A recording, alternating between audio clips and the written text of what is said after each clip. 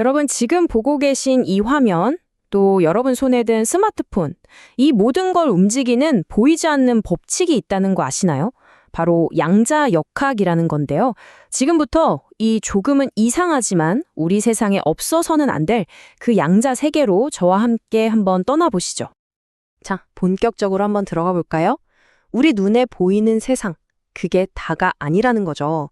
그 너머의 모든 것을 지배하지만 우리 눈에는 보이지 않는 세계가 있습니다. 오늘 우리가 탐험할 곳이 바로 그곳입니다. 20세기 초에 과학자들이 바로 이 질문에 딱 부딪혔습니다. 기존의 물리학, 그러니까 우리가 고전역학이라고 부르는 걸로는 원자처럼 아주 작은 수준에서 일어나는 현상들을 도저히 설명할 수가 없었거든요. 바로 여기서부터 양자혁명이 시작되는 겁니다. 네, 첫 번째 섹션은 고전적 문제입니다. 원자 크기에서 실험을 해봤더니 그 결과들이 우리가 알던 상식을 완전히 뒤엎어버린 거예요. 마치 우리가 알던 물리법칙이 아주 작은 세계에서는 전혀 작동하지 않는 것처럼 보였죠.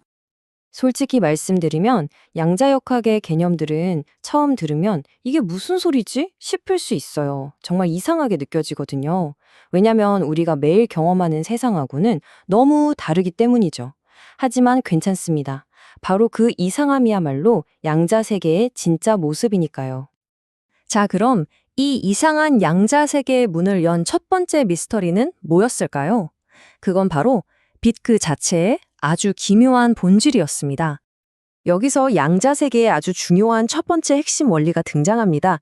바로 파동 입자 이중성이라는 건데요.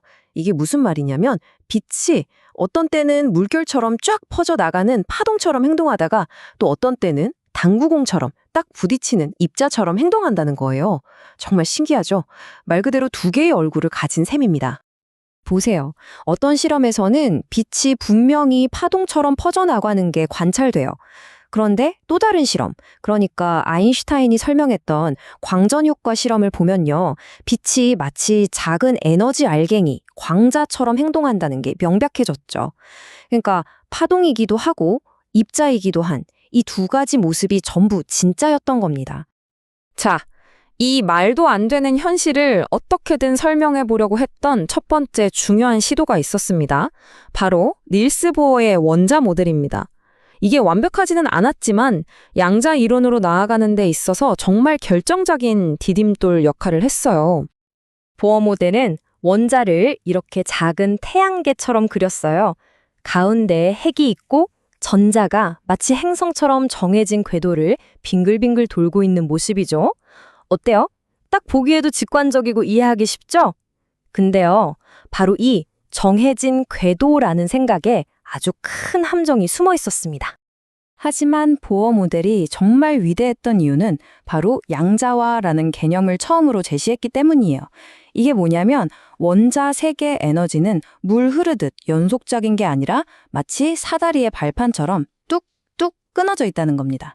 전자는 첫 번째 발판 아니면 두 번째 발판에만 있을 수 있지 그 사이 어딘가에 어정쩡하게 떠 있을 수는 없다는 거죠. 그러니까 정리하자면 보어 모델이 제대로 맞춘 건 에너지가 양자화되어 있다는 거. 이건 진짜 대단한 발견이었어요. 하지만 전자가 행성처럼 정해진 궤도를 돈다. 이 부분은 틀렸던 거죠. 실제 전자의 움직임은 그보다 훨씬 더 이상합니다. 그렇다면 진짜 전자는 도대체 어떻게 움직이는 걸까요? 이제 보어의 모델을 넘어서 훨씬 더 정확하지만 동시에 훨씬 더 이상한 현대 양자론의 세계, 바로 확률의 파동을 만나볼 시간입니다. 자, 이게 바로 현대 양자역학의 가장 충격적인 결론입니다. 우리는 전자가 정확히 여기에 있다라고 절대로 말할 수 없다는 거예요. 그저 여기에 있을 확률이 이 정도 된다라고만 말할 수 있을 뿐이죠. 한마디로 우주가 근본적으로 확실성이 아니라 확률 위에 세워져 있다는 겁니다. 이 추상적인 확률 개념, 상자 속 입자라는 비유로 좀 더 쉽게 이해해 볼게요. 상상해 보세요. 전자를 상자 안에 가뒀다고 칩시다. 그러면 이 전자는요, 그냥 아무렇게나 막 돌아다니는 게 아니에요. 신기하게도 그 상자 안에 딱 맞는 특정한 모양의 파동을 만들어요. 이걸 파동함수라고 부르는데 이 파동의 높이가 뭘 의미하냐면 바로 그 지점에서 전자를 발견할 확률을 뜻합니다. 위치를 알려주는 게 아니라 확률을 보여주는 지도 같은 거죠. 그리고 놀랍게도 바로 이 확률의 파동이라는 개념에서부터 주기율표의 모든 원소와 세상의 모든 화학 반응을 설명하는 규칙, 즉 모든 것의 청사진이 탄생합니다. 이 슈레딩거 방정식을 풀면 양자수라는 규칙들이 나오는데요. 이게 뭐냐 하면 말 그대로 전자의 주소라고 생각하시면 돼요. 전자가 몇 층에 사는지, 즉 에너지 준위가 어떤지, 또 그 집 모양은 어떤지, 즉 확률 구름의 모양, 그리고 어느 방향을 보고 있는지까지 이 세세한 주소 체계가 바로 원자들이 결합해서 우리가 아는 모든 물질을 만드는 일종의 기본 설계도인 셈입니다. 자, 그럼 이 모든 복잡하고 추상적인 규칙들이 대체 어디에 쓰일까요? 바로 여러분의 스마트폰과 컴퓨터를 움직이는 반도체 칩을 만드는데 직접적으로 사용됩니다.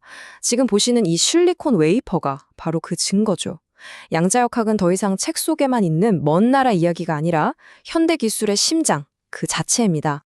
결국 정리해보면 확률과 양자화라는 이 기묘한 양자 개념이야말로 원자들이 어떻게 결합해서 반도체라는 놀라운 물질을 만드는지 이해하는 핵심 열쇠였던 겁니다. 이런 양자역학적인 이해가 없었다면 지금의 디지털 세상은 아예 존재할 수 없었을 거예요.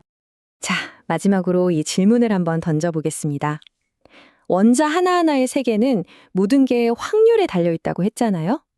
이렇게 불확실한데 우리는 어떻게 이렇게나 정밀하고 또 믿을 수 있는 스마트폰이나 컴퓨터 같은 기술을 만들어낼 수 있었을까요? 바로 이 양자 세계의 불확실성과 우리가 발딛고 사는 이 세계의 확실함, 그 사이에 놀라운 간극에 현대 기술의 모든 경이로움이 숨어 있는 겁니다.